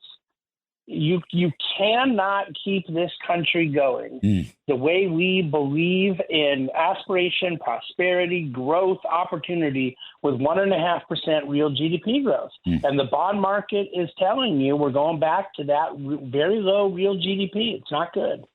What do you think? Jim McCamp? Yeah, it always have. I mean, if you look at the just read Rogoff and Reinhardt's book. If you look at the history, and Lacey Hunt writes about this a lot as well. If you look at the history of federal government spending as a percentage of GDP, once you cross about 125%, which we did going about 99 miles an hour, once you do that, you have chronically slow GDP growth. And when you get your paycheck right now, a lot of people don't realize, and you look at how much money was taken out for taxes, the biggest part of that now goes to interest expense. It doesn't get back into the economy. It doesn't build roads. It doesn't create jobs. It just goes to interest expense. And what you end up with, I don't want to call it turning Japanese. I don't want to channel the vapors, but it's what happened there. It's a good poster child for what happened. Now they had demographic problems, et cetera, that we don't have as much, but it doesn't matter. Once you spend that much money on interest expense, you're going to get a slower GDP, and not to mention all the boondoggles that we have seen with these government spending programs. They're not creating jobs. They're not creating even clean air. They're not lowering inflation. Yeah, you have great names like the Inflation Reduction Act, but none of them achieve their stated goals. You know, Dave Bonson, your point. Jobs is exporting LNG. You know, that's the thing that kills me is the stuff they're doing isn't creating jobs, and the stuff that was creating jobs they stopped doing. Keystone, export LNG. You know, this is the thing that your former boss, Larry, doesn't get enough credit for. And you know I'm critical of certain things. But I'm telling you, energy policy is his most underrated achievement in those 4 years. Yes. And I can't believe that the Biden administration has not taken more criticism. I saw the Chevron CEO this week just hammering them about this delay in approval on export LNG. It's just crazy what it is doing for lost opportunity and job growth. Who was that? That was Mike Wirth? Yes, yeah, Mike Wirth. He's a very smart guy. I know him well. And energy prices are turning up, and they're going to have a bigger problem with inflation than they think if they continue with these energy policies. I just wanted to sneak in to Dave Bonson's point on the longer-term growth outlook. I'm looking at my sheets, David. The 10-year real yield on the tips is 1.59%. And that's a proxy for, you could say, capital formation or investment, but it's a proxy for the GDP. And it's a 1.59. You know who talks about that a lot is Art Laffer. He follows that very closely. If you go back into, the tips started in 1997. But if you go back and look at the history of those things, they can get to 3% plus and have been at 3% plus, but not for many years. Not for many years. And at 1.59%, you're right. The bond market is predicting very slow growth, and the bond market is predicting very low inflation. The 10-year tips break-evens are 2.15%. So that's a rather unimpressive economy. So I agree with that point. And I also agree with the energy point, 100%. You're down there in Texas, Jim LeCamp. What are they doing? Oh, my gosh. Have I got something for you? We should be at 16, 17 million barrels a day, and we're still at 13. I've got a really whacked out story to tell you. I was sitting with several oil guys, Permian Basin guys, all of them conservatives, and having a beer, and they were all saying that, making a joke out of it, that if they were going to bet their pocketbook, they would vote for Kamala Harris because then they know energy prices would be driven substantially higher, sky high, and it would help their pocketbook. Now, none of them are actually going to do that, but they were all making that joke that if that's the way they were going to vote, they'd vote for Kamala Harris. But they won't drill. Policy. I mean, the rig count keeps going down. They're not They don't want to drill in that environment. They become capital money managers. That's what they exactly do, right? Yeah, I mean, and they'll make money. They have a labor problem, too. They can't get people to come out there to work. So it's a real difficult proposition, and it's going to hit a hard wall at some point. Well, look at Harris. Kamala Harris will shut down the spigots for for fossil fuels, and or Trump will open the spigots up. So you got to figure. I don't know what the right bet is right now. Dave Bonson. You play the drillers. You play the drillers if Trump wins, and you play the E&P it's companies if Kamala wins. You know what the worst performing sector was when President Trump was in office was energy, and you know what the best performing sector's been under Biden-Harris? It's energy. Yeah. But that means something different than people think. Because prices were low. The prices were low. The COVID thing, the starting point where Biden came in, all that matters. But if Harris is elected and they don't approve any new drilling, that kills small cap drillers. If President Trump comes in, you get small cap, you get entrepreneurs, you get wildcatters, you get development. Candidly, we're big holders of Chevron and Exxon. I don't think Chevron and Exxon hurt from a Harris at all because it crowds out competition. Yep, E&P if she wins, drillers if he wins. Those are the plays. All right, let's take a break. This is great stuff, both of you. Dave Bonson of the Bonson Group. Full-Time Work and the Meaning of Life is his book. It's a very important book on how important work is. By the way, Dave, I interviewed my very dear friend Wilbur Ross, who has a new book out, and it kind of charts his career. He's done fabulously well. He's a multi-billionaire and became Commerce Secretary, et cetera, et cetera. So in the interview, I said, what advice would you give to people who want to be successful in life and in business? You know what he said? His first word, work hard. First thing he said, work hard. What do you think of that? Well, I love it, and he modeled it throughout his career. And you know what else he did besides work hard? He worked late into life. He didn't stop working at 53.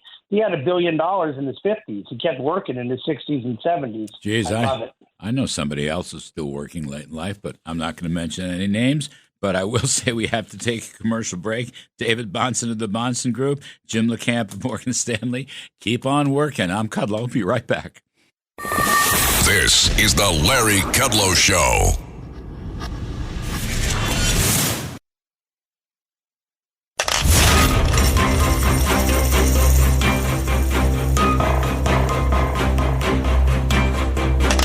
Now, back to the Larry Kudlow Show. Talking stocks with Dave Bonson of the Bonson Group. His book is Full-Time Work and the Meaning of Life. And Jim LeCamp, Senior VP Investments at Morgan Stanley. We went over on the first segment, so we just have about a minute and a half, 2 minutes. Dave Bonson, stock strategy right now? Look, Larry, I cannot get behind the Mag 7 big tech trade at 48 times earnings. S&P right now, if you believe the most incredibly optimistic earnings growth of next year hitting 280, you're still at 21 times next year's earnings for index investors. This is the time to be rotating to value, to dividends, to more reasonably priced things. Consumer staples, utilities, they've had a big run the last couple months, but they're still pretty fairly valued. Energy, consumer staples, that's where you want to be. Get out of NVIDIA. Yes, sir. Okay. Jim LeCamp, stock strategy right now? I don't really disagree, although I think you can hold some of those names in the long run. NVIDIA is somewhat of a unicorn. Give me a quick one. Like energy. Energy. All right, I got it. You're both wonderful. I appreciate it very much. David Bonson, the Bonson Group, Jim LeCamp, Morgan Stanley, terrific stuff. Folks, hang on a second, and we're going to do some money in politics with Liz Peek and Steve Moore. I'm Kudlow. I'll be right back.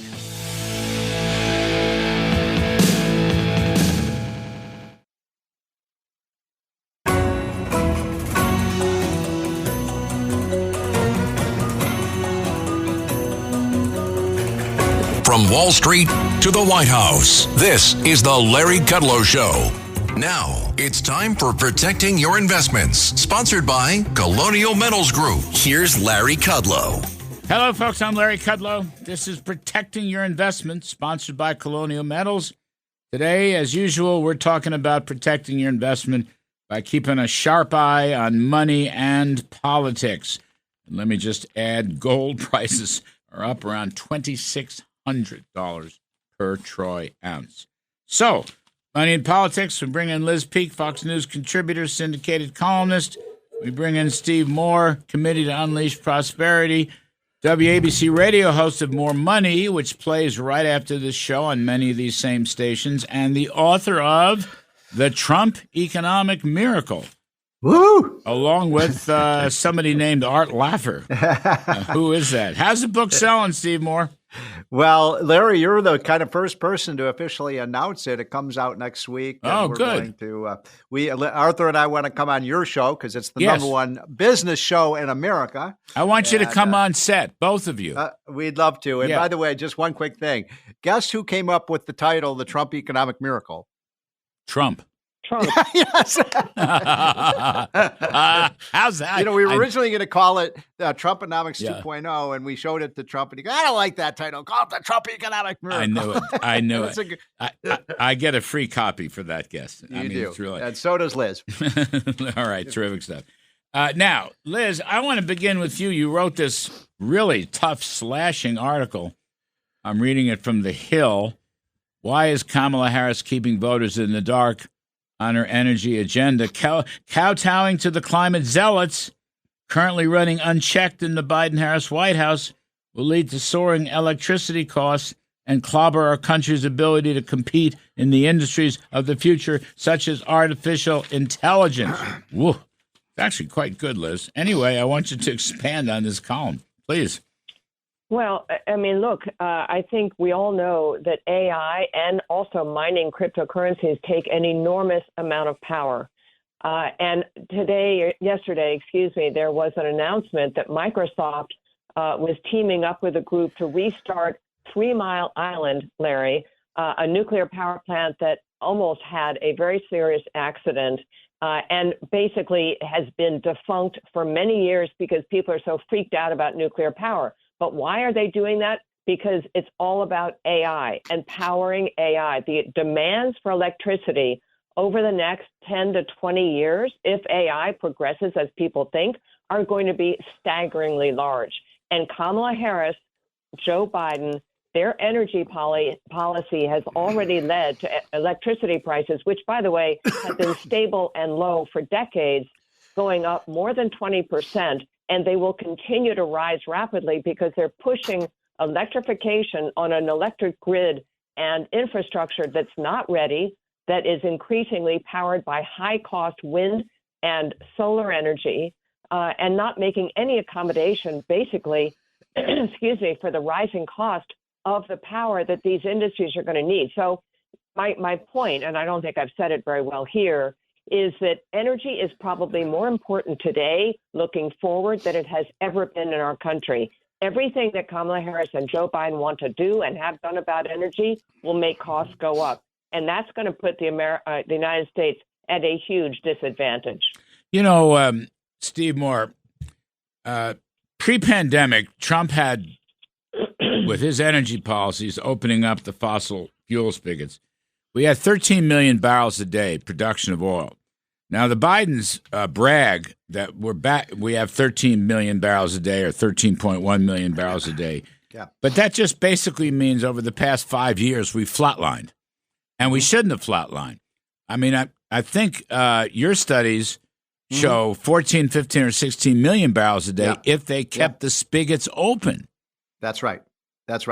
And Liz is absolutely right that the future, two industries that are going to dominate in the future are going to be electricity generation and data centers. And by the way, in addition to what Liz was saying, data centers use enormous amounts of energy as well. And you can't run the internet without these data centers, and you can't store the information you need.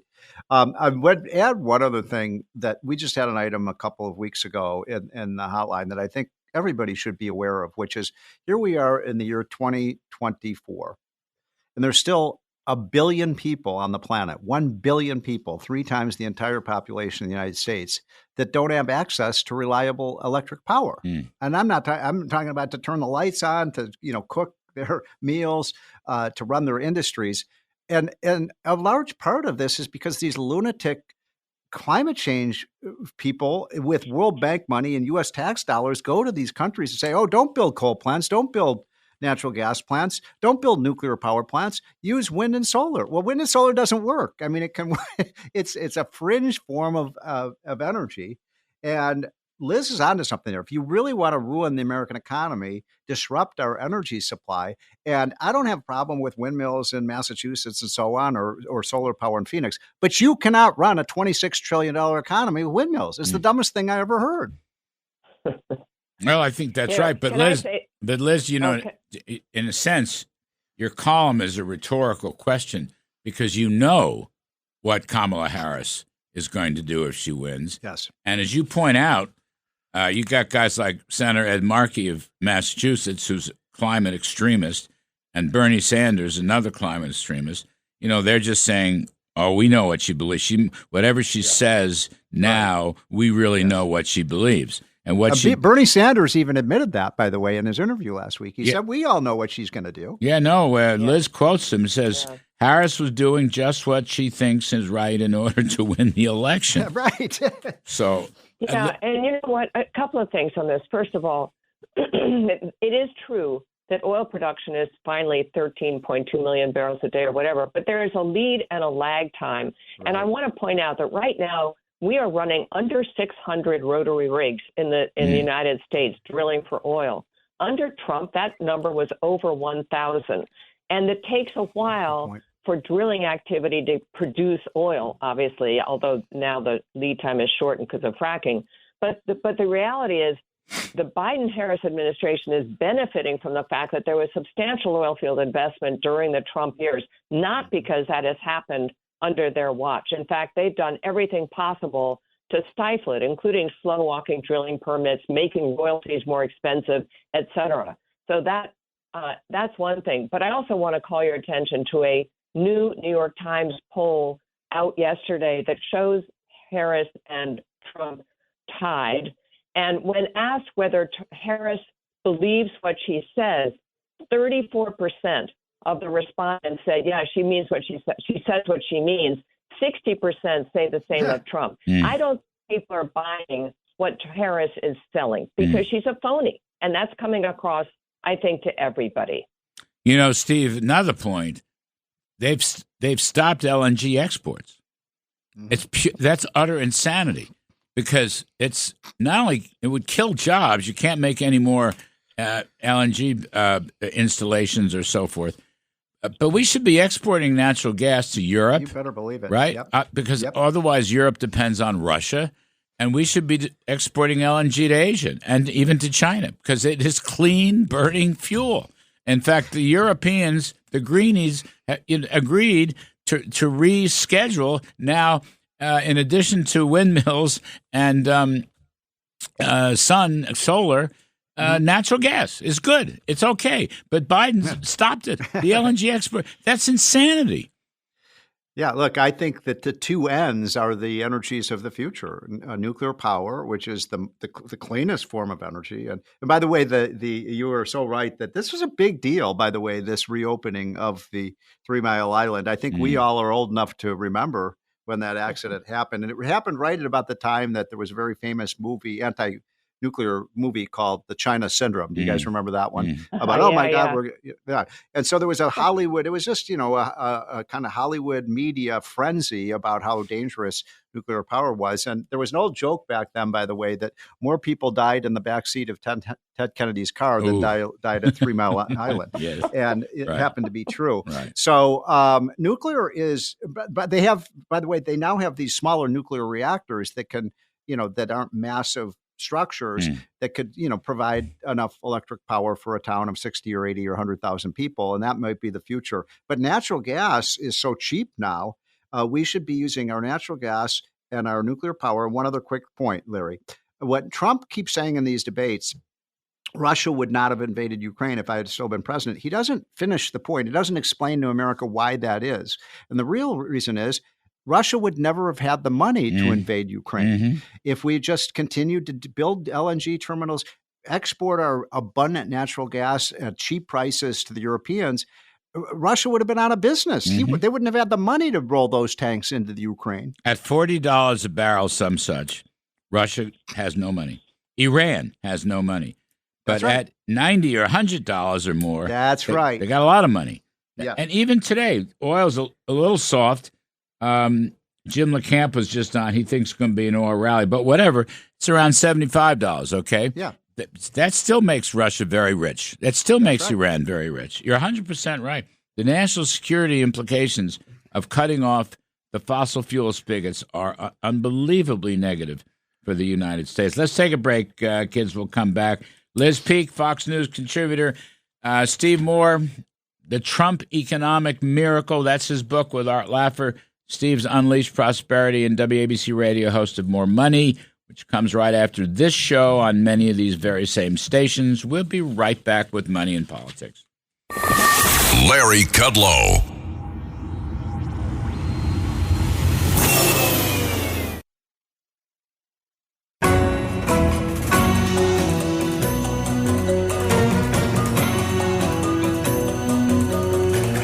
From Wall Street to the White House, this is the Larry Kudlow Show. We are talking to Liz Peek, Fox News contributor, and Steve Moore, Committee to Unleash Prosperity, host of the WABC radio show, More Money, comes on after this show on many of these same stations, and co-author of The Trump Economic Miracle with our great friend and mentor, Arthur Laffer. Steve, just give us some high points of the book. Let's promo the book, and then I want to see if he's messaging the book right now. What are the highlights? Well, one highlight is, I don't know if you saw on the hotline this past week, but we used Chat GPT, GPS, I mean, which is what Liz was talking about in terms of the AI revolution. And we put in there the most influential economists in world history, Larry, in world history. And guess who was number 16 on that list? Arthur Laffer. That's pretty cool. Should have been. It was higher. a great list, by the way. It had Adam Smith and all the great economists of the past. The only thing that was really flawed by that was that Paul Krugman was number 20 on that list. But look, the book is basically to summarize it very simply that in every single regard, Trump's performance on the economy was superior to both what happened under Obama and what happened under Biden. This is not a hard story to tell. We had a lousy, remember, there's a mythology about Obama. The Obama economy stunk. We had no growth, and it was a miracle that how Obama won re-election. I don't know, but it was a terrible economy. And then Trump came in and it's boom up until February of 2020, until we had COVID.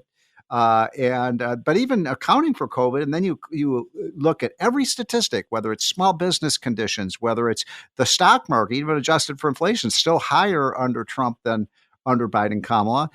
Gas prices, inflation, real median income. When you look at the mortgage rates, ability to buy a home, every single statistic shows that Trump is superior. And I don't understand why your friends on Wall Street, like at Goldman, I call it Goldman Sachs, how can they say that Kamala would be better for the economy when they've run the place for 3.5 years into the ground? By the way, it's interesting, that point. Sure, the Goldman Economics Department, which is a very liberal left. Right. But the people on the trading floor are very strong for Trump. They're Republicans. Right. Because they're free market people, right? Yeah. They don't want the government to interfere, and they don't want inflation to go back to 9 or 10% or worse. Real incomes, by the way, is very important. I wrote a piece on it. You had it in the hotline. Real incomes, overall, Trump was about 5 times Biden. The numbers are roughly 6,000, 5,800 versus 1,300. And if you go by ethnicity, Trump wins blacks, Hispanics, whites, about 10 times what Biden did. Now, Liz Peek, to bring you in on this, in your judgment, is Mr. Trump messaging this properly and effectively? I would say yes and no. He does not really talk about the numbers that you're just talking about. And I went through those numbers today from the Census Bureau. It's really not that complicated. I mean, people did better under Donald Trump. And that's really what, and they know it is the thing. So he needs to really kind of keep reinforcing that by citing those numbers, not only in wealth, which Steve highlighted, I think today or yesterday in his daily brief, but also in income. So people were better off. I think he's getting a little distracted when he talks about putting limits on credit card rates. Nobody thinks that's a good idea. It's kind of like out of left field. Don't go. He doesn't. In fact, I was just talking about this to someone. I don't think he needs to go there. He needs to just keep reinforcing the stuff that works. Lower taxes. My gosh, the Tax Foundation, I think, came up with an analysis talking about Kamala's plan being a $4 trillion tax hike. And by the way, Steve, no common sense business person thinks that kind of tax increase plus a big regulatory blanket over the economy promotes growth. And 800,000 job loss, according to the Tax Foundation. Nearly 800,000 jobs lost. That's pretty compelling. And David Solomon, to your point, the CEO of Goldman Sachs, actually rebutted Kamala Harris's claim during the debate that they had approved her, or that they said her program was good. He said that's not really what the report said. What the report actually said was the big influx of illegal workers means that basically there's an increase in employment. I mean, it's really backwards, and I think it's unbelievably stupid analysis. But anyway, I think Trump needs to stick to the things that work: the border, better living conditions, and crime. I think those are all very safe bets, and also energy. I think that's all he needs to talk about. People really agree with him on energy. I know there's a hardcore climate left, but people of common sense, people in the middle, people independents, do very well. One thing that's pretty cool, Steve Moore, it's a little bit different, but when Trump was here in New York, when he was taping Greg Gutfeld's show, by the way, after that he went to a crypto bar. He was buying hamburgers for everybody with crypto and signing. That. He's got himself a crypto wallet now. What do you make of that? I personally think it's pretty cool, but what do you think? Yeah, he is, he with the younger generation, which is a key voting demographic, by the way. He does, he's on message. He's in favor of the internet age, and he's in favor of cryptos and the kind of new economy. And meanwhile, Kamala Harris wants to regulate it to death. I just wrote a column basically saying, Kamala Harris and Joe Biden are going to be the death of the internet with all the regulations they want to put out and the restrictions on speech. But I have to say, Larry, I think that Trump was a little off message this week. I think Liz is right. This cockamamie idea of putting caps on credit cards. Who gave him that idea? He had just scored points with, saying that price controls never work. And then the other thing is, don't bring back the state and local tax deduction. That was one of the gems of our tax bill. I don't mind, Larry, by the way, if they maybe increase the limit a little bit. I think it's 10,000, maybe raise it to 15 or even 20,000. But don't give a tax break to millionaires and billionaires in New York and California. I would have abolished it. Me too. Me too. Really, it's a base broadener. It's a tax expenditure. Now on that one, of course, he's catering to he was out in Long Island. He's catering to the suburban. Of course he is. To vote. Yeah. But the credit card thing, no. I mean, that's just stupid. Not good.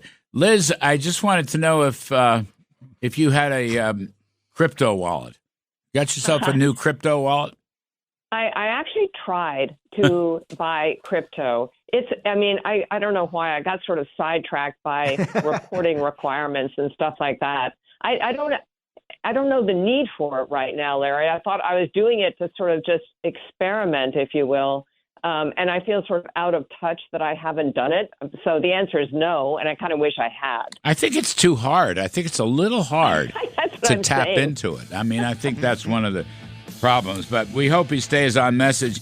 Anyway, kids, thanks very much. Liz Peek, Fox News contributor.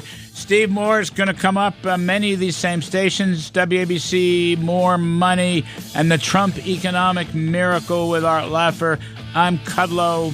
See you next weekend, folks.